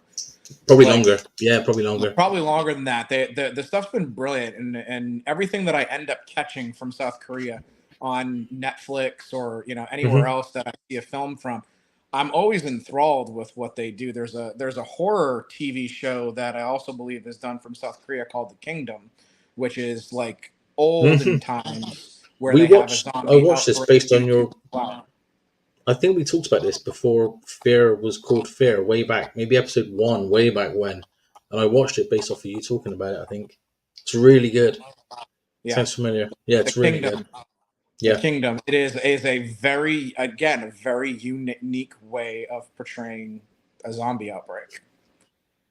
Very unique. So, I've enjoyed just Asian filmmaking in general, Japanese, Korean, a lot of it is I'm a big fan. Really well done. Really, really, really well done. There's been very few things that I have watched that I haven't enjoyed. It's rare, isn't it? It's rare. I'm with you on that. It's a rarity. You find something you go, that wasn't for me, because what you tend to find is that even with the more extreme movies, there's something different about it. Squid Game. The affiliation, the affiliation for the genre, for horror in general. They adore it as a genre. They don't, it's not to be sort of sneered at. Not that I think we are in that time anymore, but we certainly were. It definitely is a classic in its own right. I'm dreading the American remake. Are they doing a remake of Train to Busan in America? Yeah, Train. No, it was dropped. It was supposed. Yeah, it was supposed to come out, but it was dropped. Another movie came out in its place. U.S. bought the rights in 2016 and did nothing with it. No, they dropped it because Oh, she said there is one. I Yeah, have thought not it was. seen it. Yeah. There's going to be a Train to Busan 3? Yeah, so Train to Busan 2, if you have seen or if you haven't, has nothing to do with this movie. It's a sequel in name only. It's not connected in any way. So I haven't seen it, but from what I could gather from the research I did over the course of the week, it's, we get this a lot now. Have you noticed that a lot of movies come out and they're something too, and they're not connected in any way at all? It's just they used the title for whatever reason. Yeah, what was that? Yeah, what was that zombie TV show on Sci-Fi that Netflix ended up doing the prequel to it called Black Summer? don't think we got that here. This is not familiar. Yeah, Black Summer. Black Summer is the prequel to this. My wife would remember. She used to watch it. It was on Sci-Fi. It was a zombie TV show where like some of the zombies, even though they were infected, still maintained their humanity. Oh, okay. Black Friday? No, I forget. This is gonna drive me insane. I'll get back to you on what that show is, but like, it does. Yeah, happen, they've done a lot where some of it is in the same universe. It may not be directly correlated to that specific story, but it is definitely in the same universe. The one that always springs to mind to me, and this I haven't done this intentionally by any means, bearing the fact that I'm in the middle of reviewing these movies, is that the MTV Scream series was taken over, wasn't it, by Netflix? And they did a really good job with it. So when you had Scream, the TV series, I think season 1 was an MTV production, and then eventually it moved over to Z Nation. Z Nation. Rachel with the win. Z Nation, that's it. So they always talked about the Black Summer and Z Nation, and then Netflix bought the rights to it and ended up doing it as a TV show. And the first season of Black Summer was actually really good. Interesting. No, I don't think we had that here. Really? Don't think so. I mean, it's not something that's. I'll have a look for it, but I mean, it's not something I'm aware of. But it doesn't mean we didn't. But I haven't heard of it before. But yeah, I'm a big. There's definitely some good stuff. Definitely some good stuff. And Train to Busan is one of those that is like high ranking. Because I remember my wife usually watches stuff randomly and then tells me, "Hey, you should check this out because this was cool." And that's how I ended up seeing Train to Busan for the first time. And she's like, "Keith, you have got to see this movie." Yeah, it's so good. It's so good. It's nothing new. That's the beauty of it. It's nothing new. It's nothing you haven't seen before. It's a zombie apocalypse movie, but the way it's delivered, the pace it's delivered at, the heart it's got within it, just carries it to top tier. It could almost be in the same universe as World War Z. It's very, the zombies act in a very similar way, but in all honesty, this movie was better executed than World War Z. Yeah, I wasn't a big fan of World War Z, I'll be honest.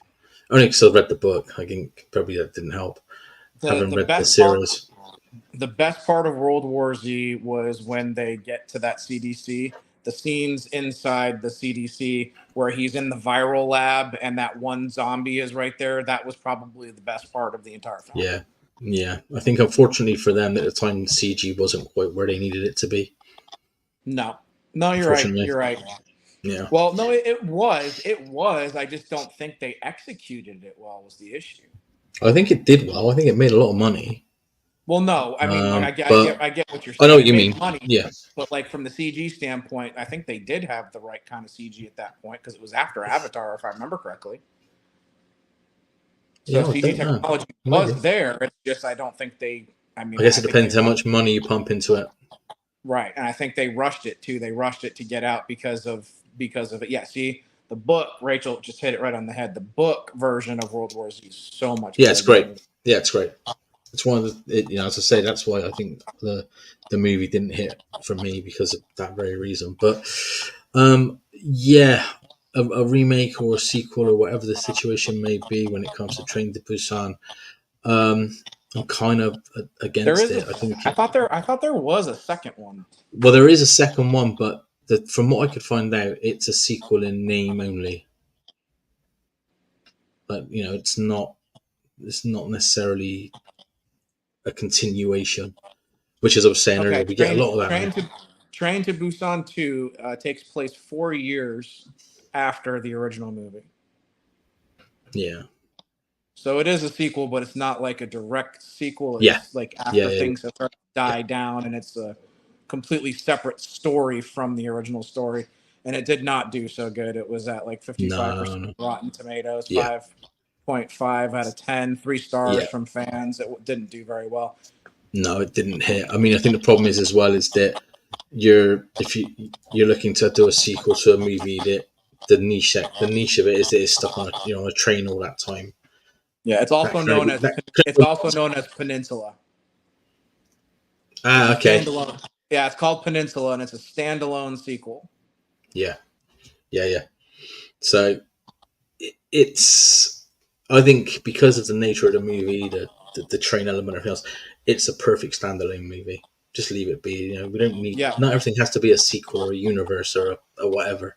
We don't need the Train to Busan multiverse anytime soon. No. You really don't. It's great. It's well acted. It's well made. It's especially when you realize how much it was made for. Yeah, and the end is heartbreaking. Yes, it is. It's so well done. That little girl's cries and screams will break the hardest shell. Yeah, the heart of any man and woman just destroys you, especially if you're a parent. Yeah, it's great. I can't recommend it highly enough. The only thing I would say is each to their own, obviously, but if you really want to experience it in the best form, watch it with the subtitles. Yep. I'm a firm, the dubbed versions, in my opinion, generally you lose something when something's dubbed. I always feel it wasn't terrible. Like I've done both. I've watched the original Korean with the subtitles, and I've watched the American dub with my daughter here a couple of times now, and she waves.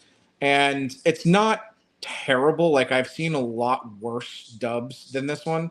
But yes, you definitely lose some of the emotionality of what's happening in the film with the American actors because they really just don't know how to. Whoever they're getting to voice act this stuff, I don't know why or how they can be so much worse than the original actors.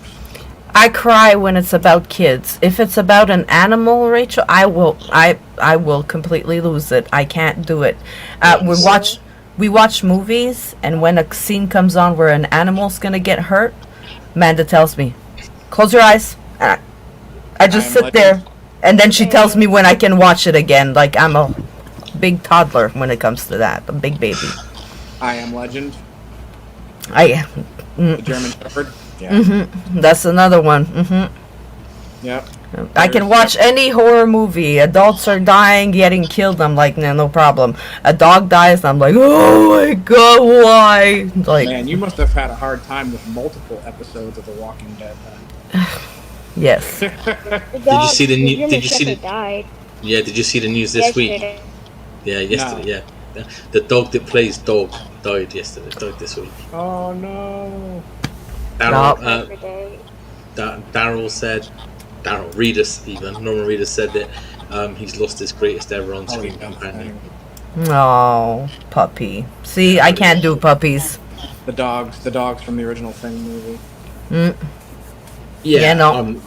Obviously, kid stuff is never good. Animals is different. Yep. I prefer animals to people. Speaking of the Thing, they're remaking and remastering a high-definition video game version of it. Are they? I've seen the trailer. It looks really cool. That's more money gone. Right. That's more money gone on stuff already owned. Take my money because they basically have you go through the plot line with Kurt Russell. It's not come out yet. They haven't even shown us the artwork, but they've come out with an advertisement for pre-orders for the 30-year anniversary 4K restoration of Nightmare on Elm Street. Yeah, I'll own it again. Just take my money. It's fine. There'll be another version of it. We're talking the OG with Johnny Depp. Yeah, 1984. Yeah, 1984. So they remastered it. 4K restoration, yeah. So I don't even know what the steelbook looks like. I just paid my money and I'll wait for it to arrive now. Well, I can only don't even know when imagine. it's out. I don't even know when it's out. I was like, well, no, okay. I can only imagine that Robert Freddy is that much scarier and that level of high definition. Yeah, you would think so. Can't wait.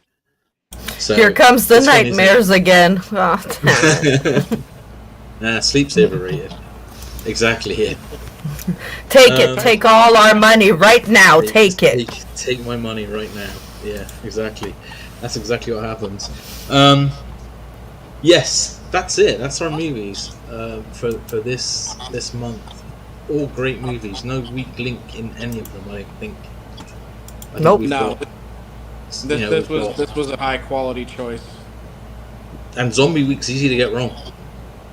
Oh yeah. There's a lot of, Well, we went more of an unconventional style. I mean, it's very easy to do some of the classics, like Dawn of the Dead and stuff like that, but people do those all the time. This one is, unconventional rage zombies, comedy like Shaun of the Dead, a more serious comedy, but still a comedy like Zombieland. Then you've got Train to Busan, which again is not your standard like Walking Dead type zombie that you're used to seeing all over the place. We should do A Quiet Place. Hey, we got a recommendation from someone. There we go. There we go. So, A Quiet Place. We got the third one coming soon, haven't we? Day one. Quiet Place Day 1. That's coming, I think, in a couple of months. Oh, the kind of origin. Yeah, no Emily Blunt or John Krasinski this time, I think, funnily enough. But yeah, I'm more than happy to watch Quiet Place again and talk about it. Alright. I'm gonna go. Thanks for coming, Scarlett. Love you. Yeah, Scarlett.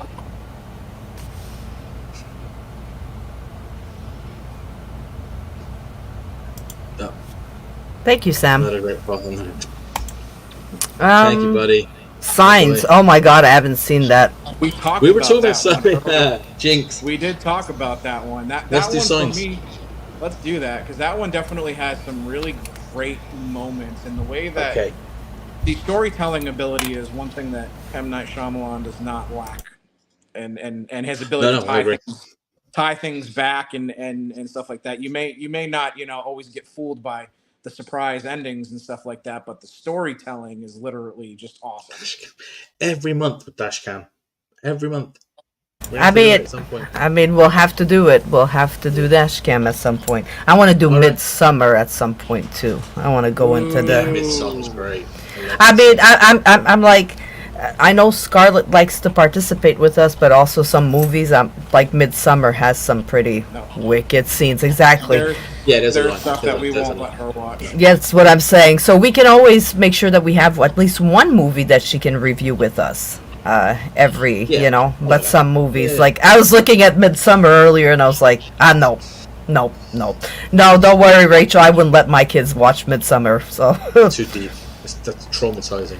Nope. To say the least. If we're going to go with A Quiet Place and Signs, should we make next month Alien Night? So we could do Cloverfield. Okay. For example. Okay. And then as a fourth one, I don't know, something along those lines. So they're all sort of alien abduction or alien. Do you think Quiet Places are monsters coming down, aren't they?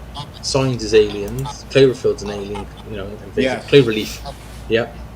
Maybe Fire in the Sky, or something, or Fifth Kind, or Fifth Kind, or something like that. I'm trying to think of a good one. Okay. Well, We can always think and put it together. We'll put up a poster up there.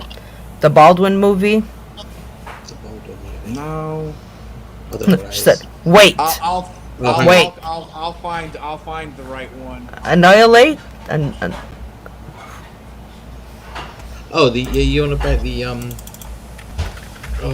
the Netflix movie? Yeah, the one that Alex Garland wrote. We were on about earlier. Started the thing, Annihilation. Natalie Portman. There we go. Annihilation. Yeah, that's a shout. It's a good movie. We have to get Rachel on as well one month. It's a family affair. Definitely. I keep asking her to come on to the podcast. She doesn't. doesn't want to have to put on me. It does take me a while. That's it, man. It takes a while. Yeah, I know. This is like hours of work here, you know. This isn't natural. I got it. This takes work. I got it. Old school. Well, not really old school, but 1990s. This is a cult classic film, The Faculty. Yeah. Love it. Big fan. I got it. I love that movie. Okay. So what have you guys been up to? What have you guys got going on at the moment? Mel, your interview last night was a lot of fun. It was like a few old people and a younger guy. Last night was pretty much all younger guys. They were all younger than us for sure. The drummer was like 16, 17. Yeah, you know what I mean? Really like, young, right? Yeah. So we're busy with the podcasts. Other than that, I've been going live on TikTok to sing. Oh, there you go. In about an hour and 15 minutes, I was invited in a showcase that somebody else is putting up, and he invited me to go sing with some other people. So love it. We're taking TikTok one day at a time. Oh, and do not post this podcast on TikTok because they don't like it. They don't like any. I was accused of stealing somebody's material, my own material, my podcast. And TikTok banned me till 2099. They restricted my life. Jeez. So I'm trying to prove to them now that I am MelanyNyx from the NYXUS Podcast. Twitch, yes, I have Twitch going now. Facebook, YouTube, Twitch. Yeah. I've been staying away from everything else. I haven't really been posting much to TikTok at all. I've been doing mostly Facebook, YouTube with some Instagram mixed in there, and that's about all I've been touching. I've tried TikTok, but now Rachel, if Rachel does have a Twitch channel where she like streams when she plays Final Fantasy VII. Oh, nice. The remake. That's cool. Nice. And what's different about it is she's not using really guides. She's doing this all just playing through naturally. No guides. That's really cool. You'll have to send me her link so I can go and follow her and go see her watch her play. What do you play on Twitch, Mel? Or do you not use it for? Right now, I just started Twitch, so I'm gonna start streaming on Twitch and on TikTok when I'm playing video games. Nice. I want to start Life is Strange all over. Yeah. One of my favorite games. So, yep. Keith, what have you been up to? Well, still recovering from everything one day at a time. Still have a lot of work to do on my left shoulder. My wife will attest to that. She's been freaked out many days seeing the difference in muscle mass on my left side versus my right side. So working on that. Gonna start working out more at home to rebuild and stuff. But from just the other stuff point of view, so music stuff not really halted. We're still releasing stuff on a schedule. I finished all of the orchestral music before I went into surgery, and that's all been mixed and mastered now.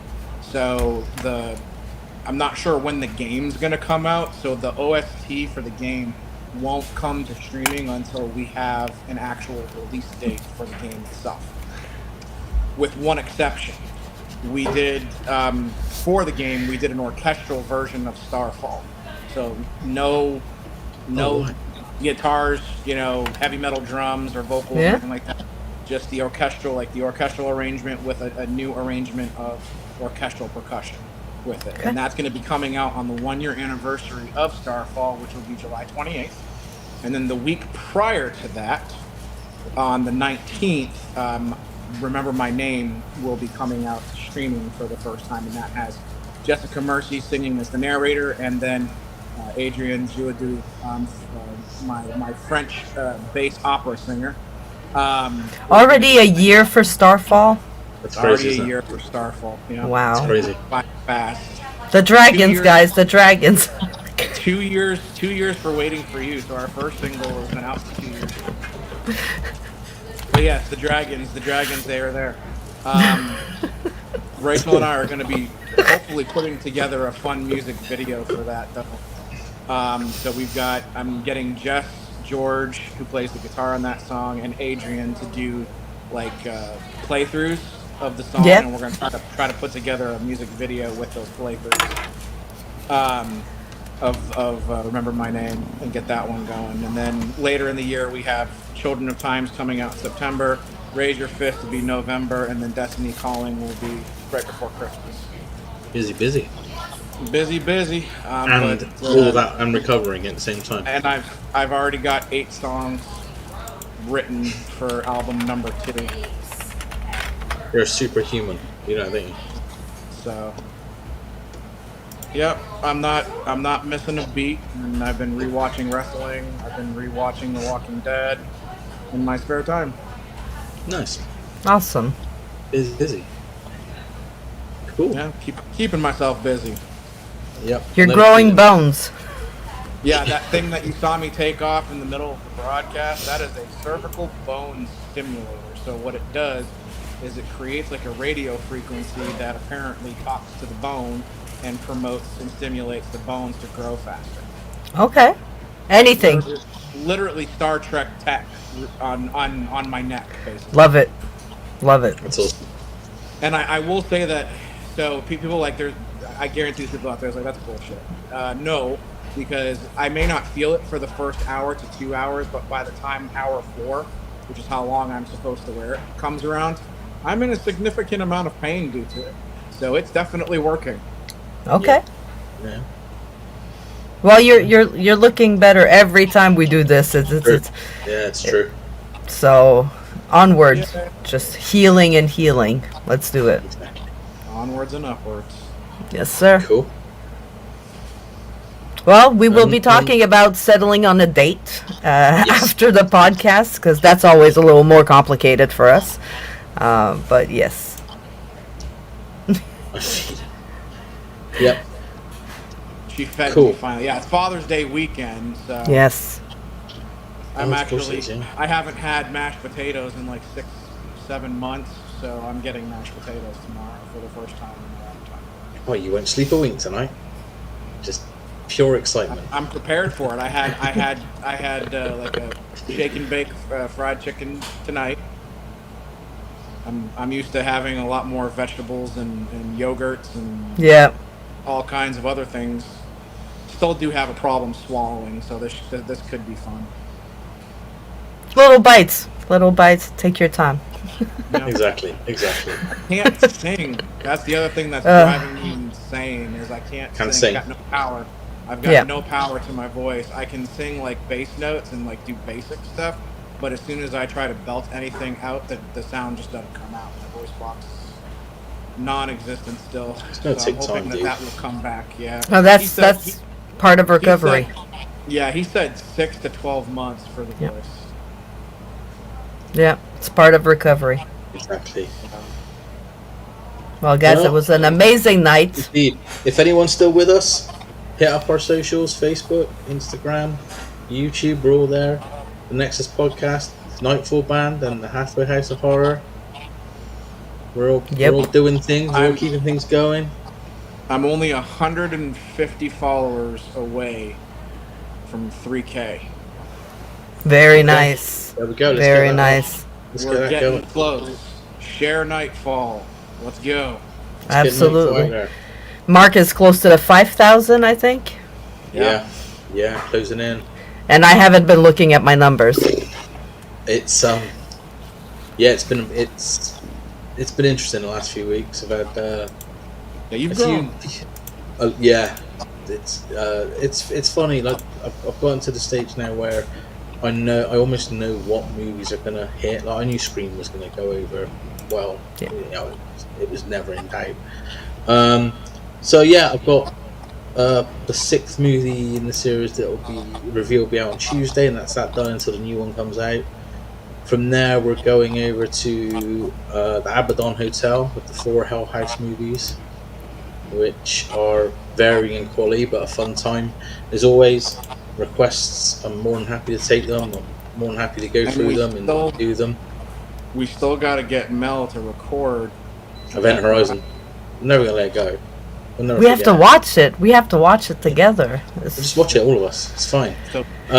We can watch it off screen, and then when we talk about it, we just bring like clips of me freaking out, like, look at Mel. Yeah.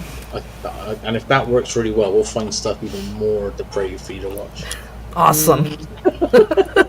I love it. Mel's movie reactions. Let's go. Yeah. Let's do it. The house is going to YouTube. The house will be making its way to YouTube. Good. I'm not sure how yet, and I'm not sure when, but it's probably going to be with the help of AI, which I'm researching it quite heavily at the moment. But it seems to be the next logical step, really, to be honest. So we'll see what happens. There's multiple viewpoints on the use of AI in artistry, and I get the other side's statements about it, but they are so afraid to embrace change that they don't even realize that they're going to end up getting left behind is the issue. Yeah, for sure. You have to look at stuff. Think about companies like, hey, guess who I used to work for? Blockbuster. They had the opportunity to buy Netflix and go completely online if they wanted to.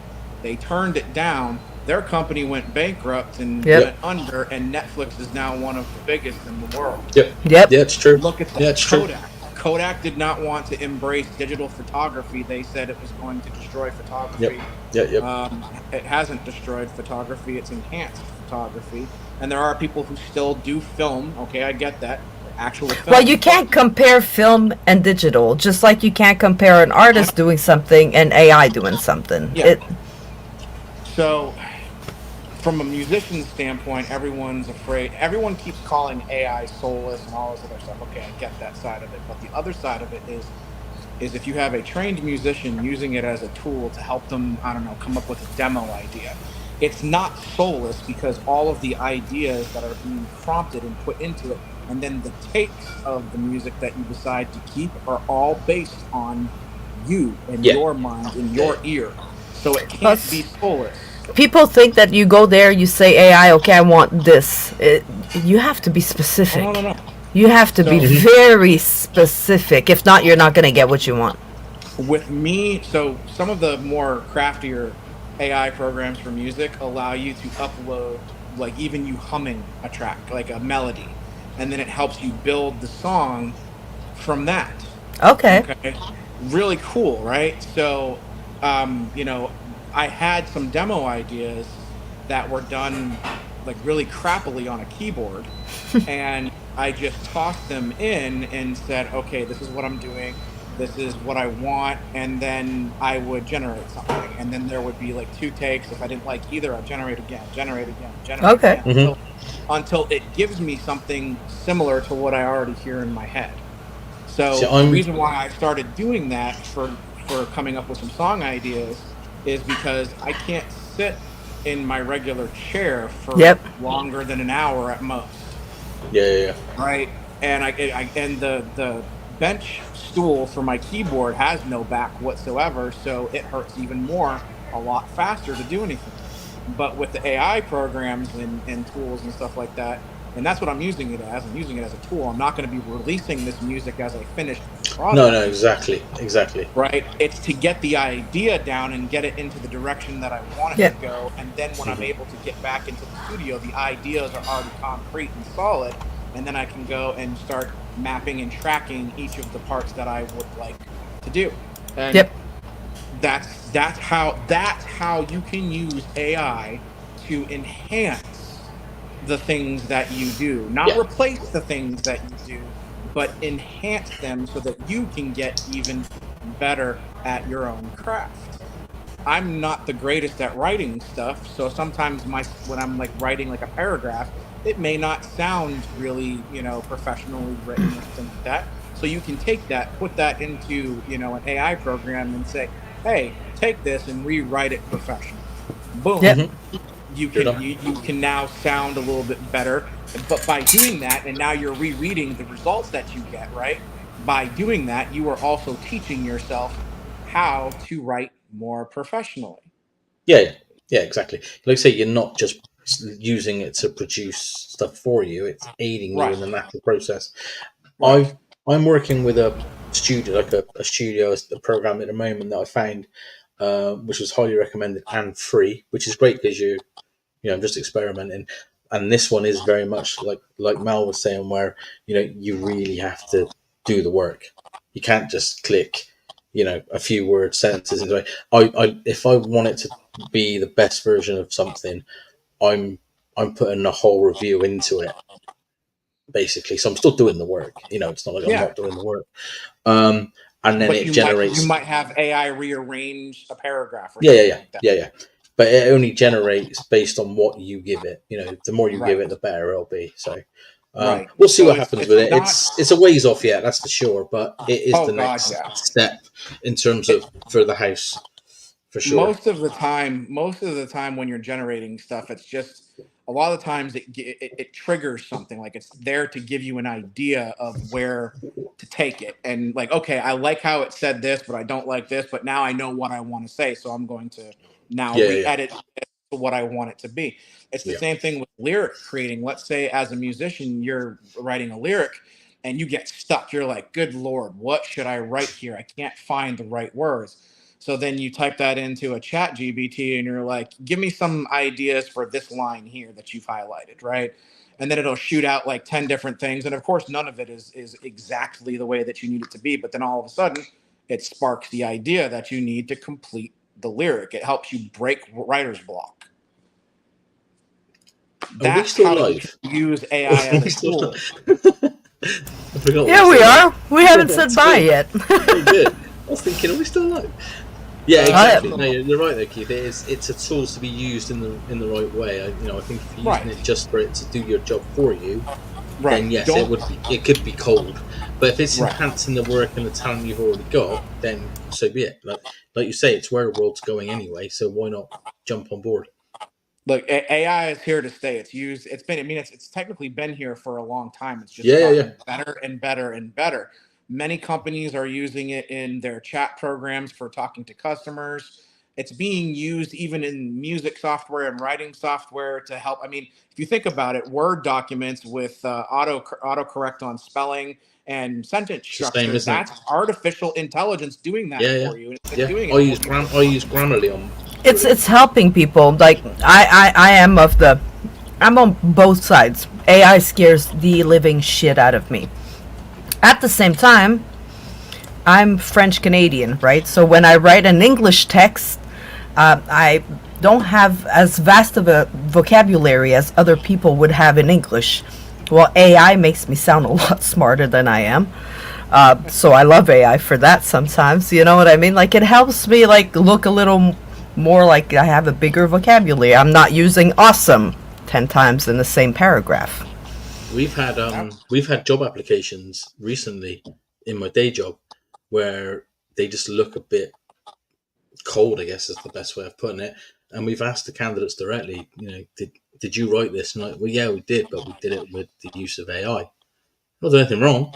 The information within it is factually correct. They've just used AI to map it out essentially. Yeah, exactly. So I use Grammarly, which is a checker in terms of punctuation, grammar, spelling, etc., etc.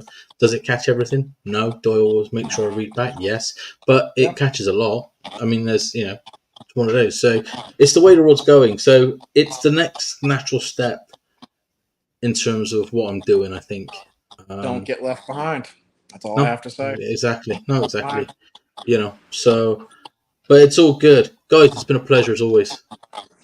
And absolutely. It's have 2 a great a.m. night, everybody. Good night, Mark. I'm going to sing. Night, have a great weekend. Yes, and we'll figure out a date, and we will let y'all know. We'll post. Don't worry, we got y'all. Good night, guys. See you guys.